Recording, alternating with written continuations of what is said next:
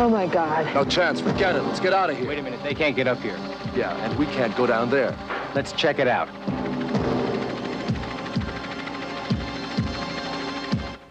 Only a handful of survivors as flesh-eating zombies take over America in the stunning thriller Dawn of the Dead, one of 5 new movies we'll be reviewing on Sneak Previews.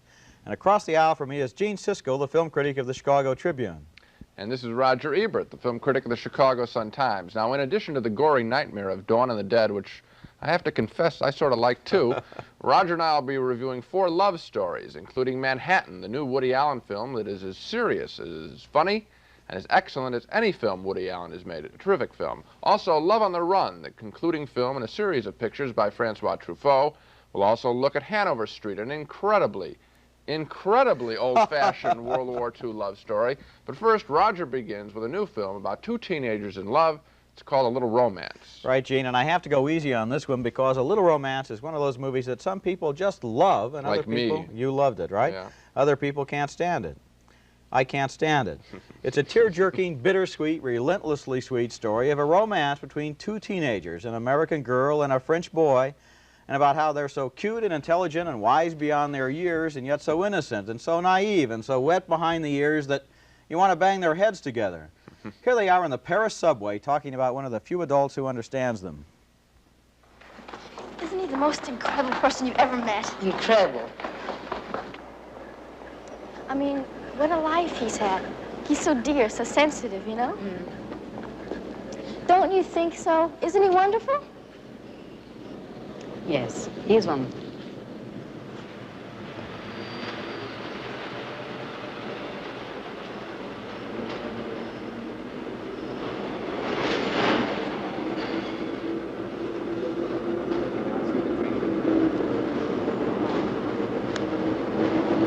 I'm having a birthday party a week from Friday, and I want you to come. Okay.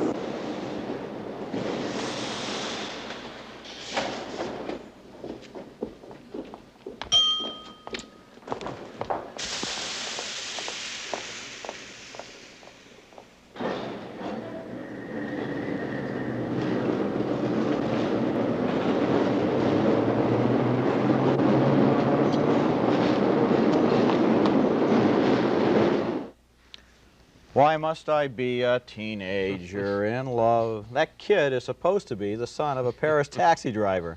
He reminds me, though, of one of those little geniuses on the $64,000 question, and the subject he's a specialist in is being lovable. But then there's more.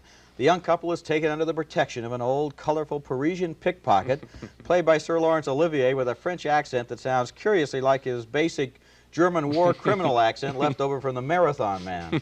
Anyway, when the parents of the children don't understand how wonderful the love affair is, Sir Lawrence and the kids run away to Italy by bicycle.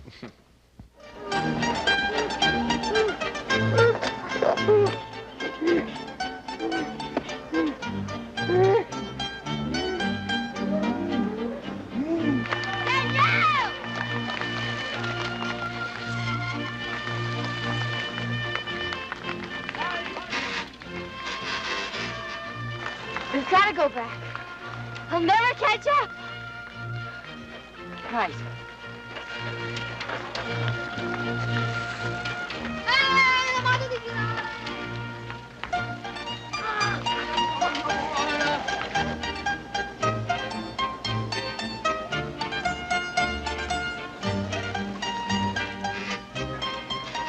Where is it?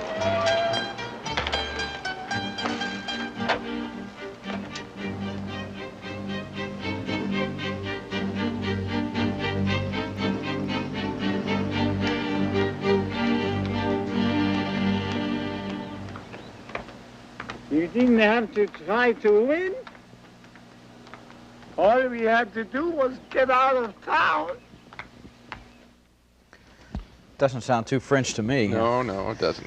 Now, what you have to understand is that they stole those bicycles from competitors in a French bicycle race, and they got away with it. Now, if you can believe that Sir Lawrence could get away from a French bicycle racer at his age, you can believe anything. In that case, A Little Romance just might be the movie for you. Well, I'm not going to defend the picture on the basis of Olivier. I mean, he's the worst thing in the picture. The film would be much more interesting if he had just been left out of it. Oh, Grandpa is hero just doesn't work. But the kids do, I think. They're the most interesting characters. They're very bright. The boy loves movies. I find that attractive, of course, as a characteristic. And I was rooting for them. They want to get to Venice at the end of the picture. I was rooting for them to make it. And here I am relating to kids, you know, half my age. I wasn't, because I didn't think they wanted to make it. I thought the movie wanted them to make it to Venice. And well, I could it's hear the same this thing, isn't it? Not really. I think that the screenwriter and the director put this story down on top of these kids and put them through their paces. I didn't believe these were real kids who developed as the movie went along, their relationship developed, and they developed as organic characters. I didn't believe them. You don't think their kids are that bright as these kids? Maybe there are kids who are that bright, but there are not necessarily kids who talk in epigrams and witticisms, and that little boy is so wise he should be 70. He ought to be chatting with Sir Lawrence instead of with a girl, you know, exchanging wisdom of life and so forth. Yeah, well, I think kids are that way when they're away from adults. I think when they're in front of adults, sometimes they're intimidated. Maybe that's one of the points the film had to make. We disagree, right? Our next film is much better, though, I think. Our next film is Francois Truffaut's Love on the Run, the latest, and we're told last, in a series of celebrated French films which go back 20 years to the 400 Blows, the semi-autobiographical story of a young schoolboy with a great deal of charm. Over the years, in such films as Stolen Kisses and Bed and Board, we've watched the same character grow up into a young man who is forever charming as he falls in and out of love. Love on the Run, the new film, opens with this hero, played for 20 years now in 5 films by Jean-Pierre Léaud, getting a divorce from his first wife. As they drive to the courthouse to sign their divorce papers, they recall moments from their marriage. Oubliez le jour de son divorce. Si je racontais ça, personne ne me croirait. Et pourtant, il y a des choses incroyables qui sont vraies. Je suppose que tu as aussi oublié le jour de notre mariage. Nous nous sommes mariés le 26 février. Ah bon, tu as retenu la date? Évidemment, c'était la Saint-Nestor. Ah, bien sûr.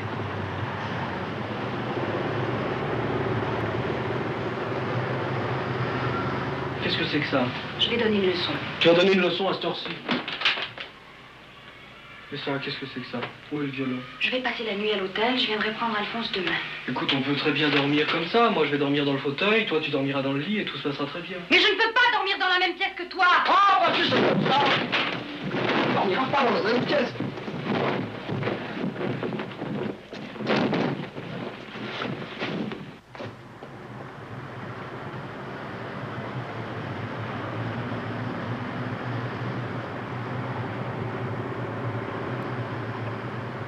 Ils sont vraiment gonflés d'écrire ça dans le journal.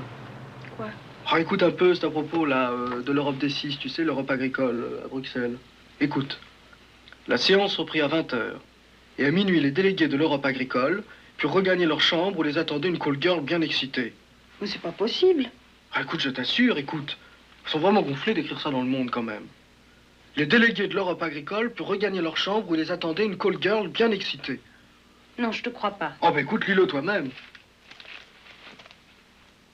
Les délégués de l'Europe agricole purent regagner leur chambre où les attendait une collation bien méritée. Écoute, vraiment, tu exagères.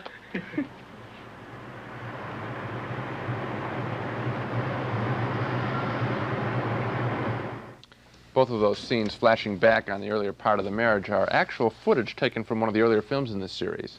Love on the Run is not as sunny, nor as light, or as optimistic as Truffaut's other films about the same character. But that doesn't make Love on the Run any less truthful. It's just maybe not as conventionally fun to watch, I suppose.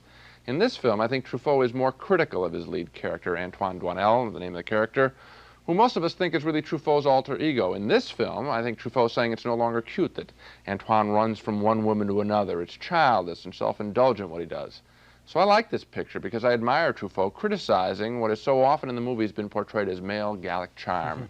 But I have a feeling that Love on the Run might be very confusing and not nearly as satisfying for people who haven't seen at least one of the other films in this series about this character. I agree with you there. In fact, that's why I can't recommend this film. I have seen the other films in the series, and even so I was distracted by the fact that probably 30% of the footage in this film consists of footage from the other films.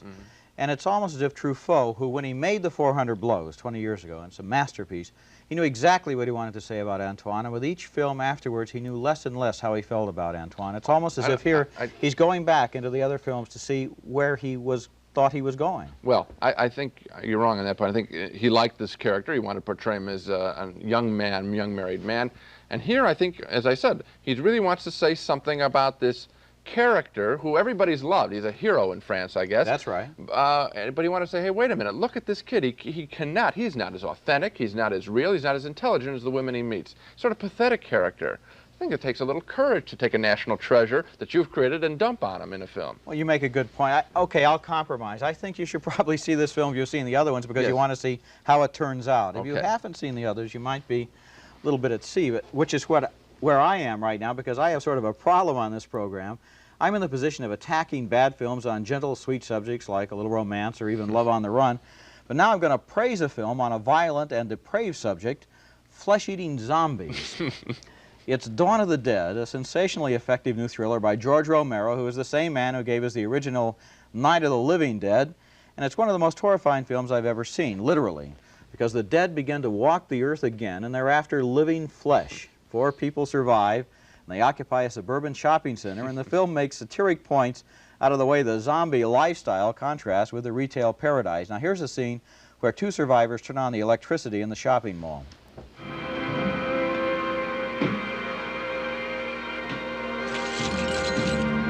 Keys to the kingdom. Grab the walkie-talkies.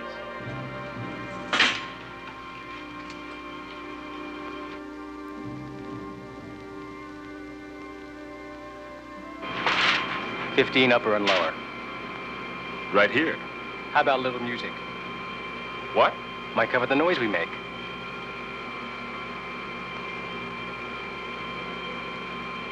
Hit 'em all.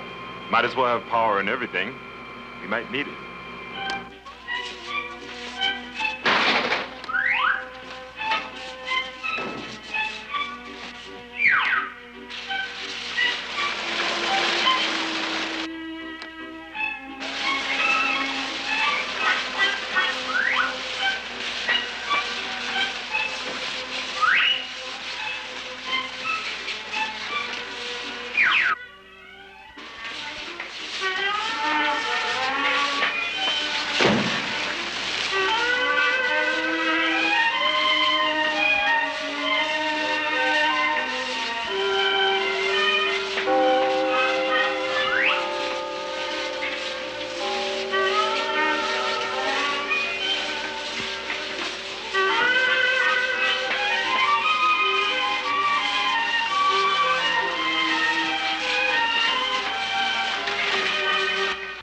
Well, you have to admit there's kind of a creepy humor there.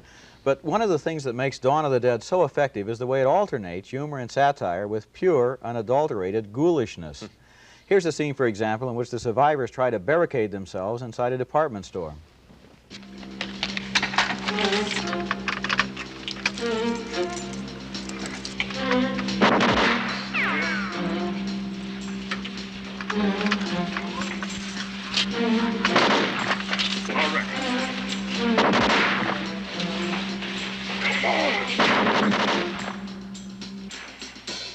Stephen, don't go down there.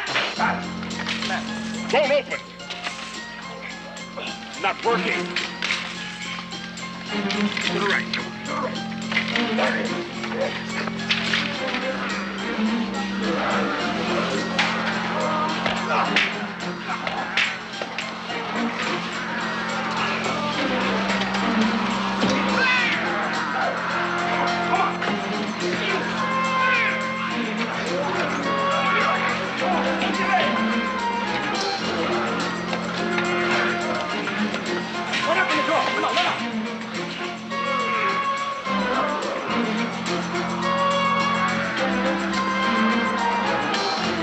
Let it go. Take care of the other one.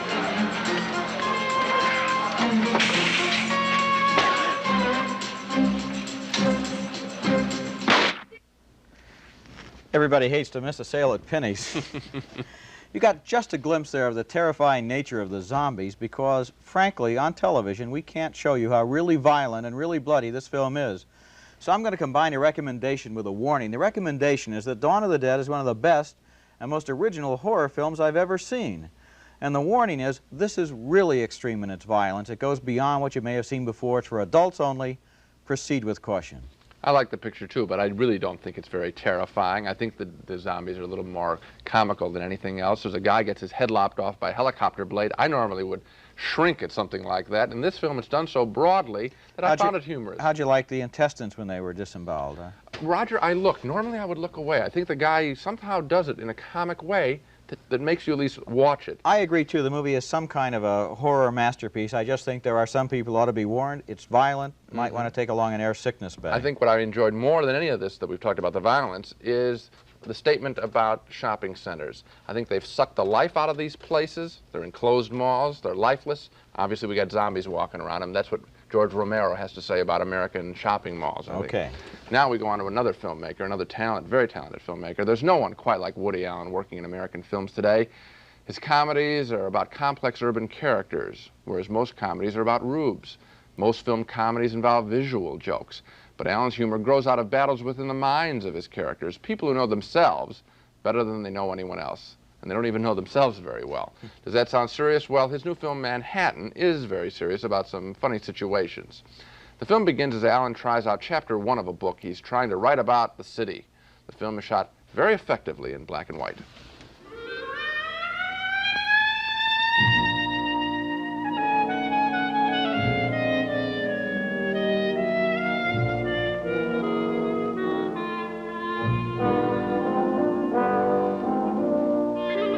Chapter 1. He adored New York City. He idolized it all out of proportion. No, make that, he romanticized it all out of proportion. Better. To him, no matter what the season was, this was still a town that existed in black and white and pulsated to the great tunes of George Gershwin. Now, let me start this over. Chapter 1. He was too romantic about Manhattan, as he was about everything else. He thrived on the hustle-bustle of the crowds and the traffic. To him, New York meant beautiful women and street-smart guys who seemed to know all the angles.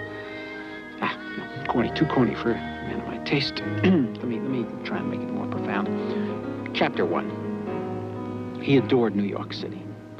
To him, it was a metaphor for the decay of contemporary culture. The same lack of individual integrity that caused so many people to take the easy way out was rapidly turning the town of his dreams into... It's going to be too preachy. I mean, you know, let's face it, I want to sell some books here. Chapter 1. He adored New York City, although to him it was a metaphor for the decay of contemporary culture. How hard it was to exist in a society desensitized by drugs, loud music, television, crime, garbage. Too angry. I don't want to be angry. Chapter 1. He was as tough and romantic as the city he loved.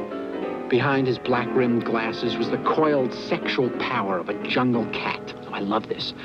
New York was his town, and it always would be.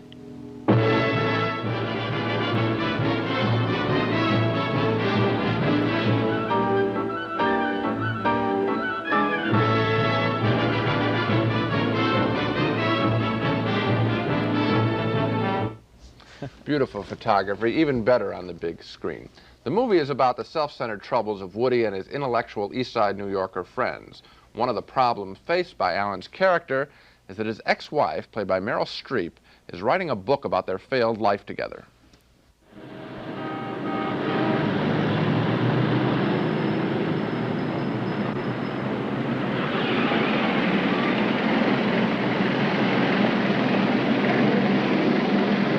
Are you writing a book about our marriage? You leave me alone. Are you writing something about a breakup? Just tell me. We've said everything that needs to be said to each other. Well, I happen to know you are because I have a friend at Random House, okay? You know, I'm free to do as I please. Yeah, but this affects me. I'm in a rush. So you're going to tell everybody everything, right? Our life, our sexual life, all the details, What do you do? right? Do you spy on me? No, I don't have to spy. I was at a party, and a guy said he read an advanced chapter of a book that my wife was writing, and it was hot stuff. He said it was hot stuff. I spilled wine on my pants. Well, I don't care to discuss it. How's Willie? Fine. Well, give me some details. What do you mean fine? I mean, does he play baseball? Does he wear dresses? What? He doesn't wear dresses. You'll find out all the details when it's your turn to see him. Hey, don't write this book. It's a humiliating experience. It's an honest account of our breakup. Jesus, everybody that knows us is going to know everything. Look at you. You're so threatened. Hey, I'm not threatened, because of the two of us, I was not the immoral, psychotic, promiscuous one. I hope I didn't leave out anything. Well, it's not all jokes. Far from it, actually. The film has many serious points to make as Woody runs away from an uncomplicated but lovely relationship with a 17-year-old girl to a tortured on-again, off-again affair with a journalist played by Diane Keaton. Now, why do these people seek out all these troubles? Alan says he and his friends create complicated relationships in order to avoid confronting much more complex, depressing, and unsolvable problems. What's special about the movie is that this point is made two ways, with Woody Allen's incomparable humor and one-liners spoken by people with very real pain on their faces. Manhattan, I think, is easily one of the finest comedies, as well as one of the finest dramas of the year. It's a really good movie. It's a pleasure to sit through. It is, it is. And one thing that I was observing as I watched it to myself was that Allen has created a comic character. The name of the character is Woody Allen. He's even a comic strip now. It's like Chaplin did that, Buster Keaton did that, W.C. Fields, but they made characters or personas who remain consistent over 20 or 30 years. And what Allen is doing is in every film, the persona changes and develops and gets a little bit deeper. It's fascinating to see what he'll do next. And Manhattan certainly comes right along in a string of very good movies. It is very good, and he's developing both stylistically, using black and white, using music, and very well. He's a really accomplished filmmaker, one of the treasures in American cinema. Another thing he gives us are a lot of shocks of recognition, lines of dialogue where you're laughing at the character at the same time you're laughing at yourself. You're saying, hey, I say dumb things like that too. There's one great line where somebody accuses him of playing God, and he says, well, I had to model myself after someone. Great modesty. Anyway, from complicated affairs on the streets of Manhattan, we go now to a painfully simple affair on the streets of London. The name of the movie is Hanover Street, and it's one of the dumbest love stories I've ever seen. It's even more idiotic than A Little Romance, even. Come on now. Well, because these lovers are grown-ups, they ought to know better. Now, he's an American bomber pilot. She's a British volunteer nurse. They meet in the midst of war-torn London, but she says their romance cannot be. Hey, I have to catch please the don't bus. leave like this. I have to. I want to see you again. I can't.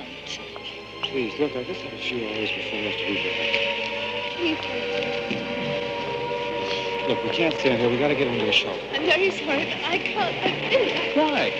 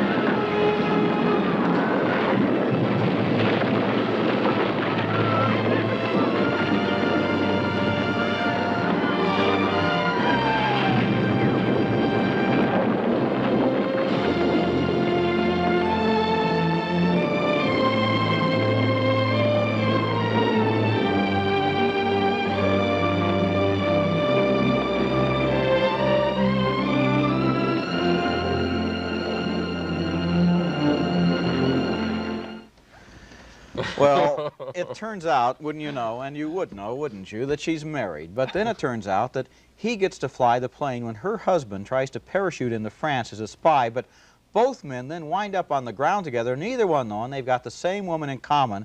And so when she discovers that her lover and her husband have met, well, the dialogue there, in fact, the dialogue in this entire movie makes Search for Tomorrow look like masterpiece theater. It's just, words fail me, Gene. Help me out.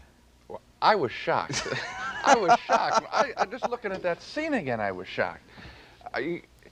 The big musical score, the cliches spoken back and forth. You know, what this film was an attempt, I suppose, being charitable, to make a classic like Rocky with all the great cliches. Well, if you miss the mark, as they do in this film, you don't get a classic, you get a parody. And that's what I think is going on here. This film is truly laughable. This is the one where you shout lines back at the screen and cut up the characters. This is one of the all-timers. I think every year you get one where you just sit there, your mouth, it's one of those movies where you have to keep closing your mouth during the film. You can't believe the utter idiocy of what's on the screen. It's horrible. Gene, we've been visited in the balcony by Spot the Wonder Dog once again, who comes whenever there's time for Dog of the Week, which is the time for the week's worst movies, and that's as if Hanover Street were not bad enough. What do you have this week? Well, my foxhound of the fortnight is Firepower, an explosion-filled action picture about a bounty hunter's attempt to capture a Howard Hughes Robert Vesco type hiding out in the Caribbean. What makes this picture a real stinker, though, is that it contains yet another depressing performance by Sophia Loren, who plays a piece of meat as she rips her skirt to an elude attacker. She, too, is trying to get to the film's billionaire in hiding. One of his henchmen has killed her husband. To watch Sophia Loren slip away from her attacker and to run down a street is to realize that what was once a fine acting career has been trashed by roles that are nothing but window dressing for an assortment of dumb action pictures. So, as much as Firepower, what's happened to Sophia Loren's acting career is really my Dog of the Week. Well, Gene, I think there's a pattern going on for me on this program, some kind of underlying pattern, because first I had a good thriller named Dawn of the Dead about flesh-eating zombies. Now I have one of the worst movies of all time about flesh-eating co-eds. It's called Cannibal Girls, and it's about three young women with unusual tastes who live in a cabin in the woods and invite strangers home for dinner. The movie is bad enough just as it is, but they've made it even more ridiculous with the sound effects. The announcer comes on and tells us that right before the really violent scenes, an alarm will sound like this. And then when the violence is over, they sound the all clear like this. So, you know, it's safe to open your eyes. My advice for the producers of this picture would be to begin it with an ooga and end it with a ding-dong so people can keep their eyes closed during the whole thing. Ridiculous. Well, so much for the dogs. To recap our main reactions to the big movies on this show, both Roger and I liked the zombie film Dawn of the Dead, which is playing for adults only. If you can tolerate the mayhem, it contains good humor and something to think about. We both have high praise for Woody Allen's Manhattan. We recommend you see it, an enthusiastic double yes for that. Roger and I differ on Francois Truffaut's Love on the Run. I enjoyed it as part of a long series of films. Roger found it confused and disappointing. We're in agreement on the World War II love story, Hanover Street. We were both struck dumb at the hundreds of cliches in this picture. 2 no's for Hanover Street. And we again differ on A Little Romance. I like it, youthful love story. Roger found it to be cloying. He says no, I say yes. And that's it for this program. Next time on Sneak Previews, we'll look at Phantasm, a scary new comedy thriller, Voices, about a deaf girl's troubled love affair, and Boulevard Nights, the controversial film about Chicano youth gangs. Until then, see you at the movies.